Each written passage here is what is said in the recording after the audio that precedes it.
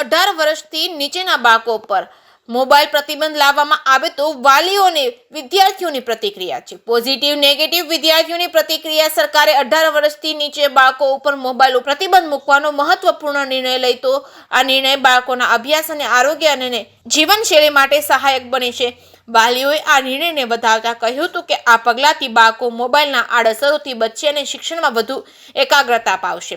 વિદ્યાર્થીઓને પણ નિર્ણયને પોઝિટિવ રીતે લીધું છે અને જણાવ્યું હતું કે અમે હવે અભ્યાસ અને શારીરિક પ્રવૃત્તિઓ પર વધુ ધ્યાન આપી શકીશું અને અમારા ભવિષ્ય માટે જરૂરી છે. આરોગ્ય અને શિક્ષણ માટે આવકાર્ય નિર્ણય છે.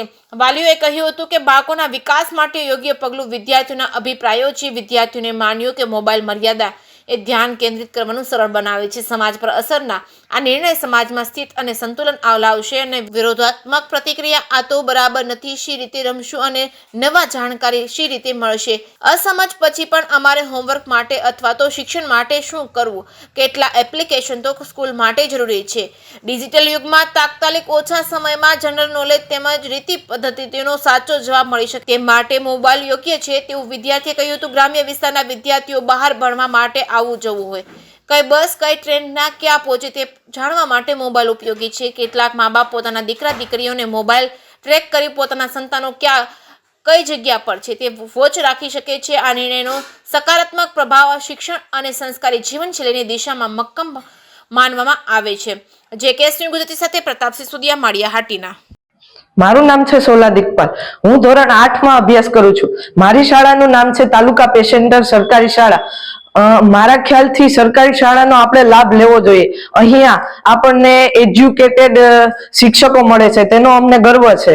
અને હાલમાં સરકાર દ્વારા તાજેતરમાં નાના 18 વર્ષથી નાના બાળકો માટે મોબાઈલ ઉપર પ્રતિબંધ લગાડવામાં આવ્યો છે. તેના પર હું થોડોક મંતવ્ય જણાવવા માંગુ છું. તો મોબાઈલનો ઉપયોગ કરવો જોઈએ, કારણ કે તેમાંથી બાળકોને થોડું ઘણું વિશ્વનું નોલેજ, બધું બહારનું નોલેજ, સામાજિક નોલેજ જાણવા મળે છે. અને બાળકો આખો દી ભણી અને થોડોક સમય મોબાઈલમાં મનોરંજન કરે તે મગજ માટે સારી વાત છે. તો મારા ખ્યાલથી આપણે મોબાઈલનો ઉપયોગ કરવો જોઈએ, પણ તેનો સદુપયોગ કરવો જોઈએ. અસ્તુ. જય હિન્દ, જય ભારત. મારું નામ નાજી જેનિલ. હું સરકારી હાઈસ્કૂલમાં ધોરણ 12 માં ભણું છું. સરકારશ્રીએ જે 18 વર્ષની નીચેના ઉંમરના બાળકોને સોશિયલ મીડિયાના ઉપયોગ પર બેન લગાવવામાં આવે તો જે આપણી શૈક્ષણિક સંસ્થાઓ છે, શાળાઓમાં જે શિક્ષણ દેવામાં આવે છે, પરંતુ વિદ્યાર્થીઓ અલગથી જો આધુનિક પદ્ધતિ દ્વારા તેનો શિક્ષણનો વિકાસ કરવા માંગતા હોય તો તે ઘરે પણ તેના મોબાઈલ ફોન દ્વારા વધુ શિક્ષણ કરી શકે છે, વધુ શિક્ષણ કરી શકે છે. તેનાથી તેનો શારીરિક અને માનસિક વિકાસ વધે છે. તો મોબાઈલ ફોનનો એવું નથી કે સોશિયલ મીડિયાનો ઉપયોગ માત્ર ખરાબ જ થાય છે. સોશિયલ મીડિયાનો ઉપયોગથી આપણે ઘણી એવી છૂટેવો છે જે સોશિયલ મીડિયાના ઉપયોગથી આપણે આપણો શારીરિક માનસિક વિકાસ, ભૂતકાળની કારકિર્દી ને બધું ઘણું એમાં વધારાનું આપણે ઉમેરી શકીએ છીએ. સોશિયલ મીડિયાના ઉપયોગથી તેના મગજમાં ઘણી વિપરીત અસર પડે છે. સોશિયલ મીડિયાના વિપરીત અસરના કારણે તે બાળક પોતાની કારકિર્દીને ધ્યાનમાં લેતો નથી અને અવળી લાઈને જતો રહે છે. સોશિયલ મીડિયાના ઉપયોગથી બાળક પોતાનું જીવન ખામીયુક્ત કરી શકે છે. મારું નામ જગદીશભાઈ બાલુભાઈ, માળિયા હાટીના.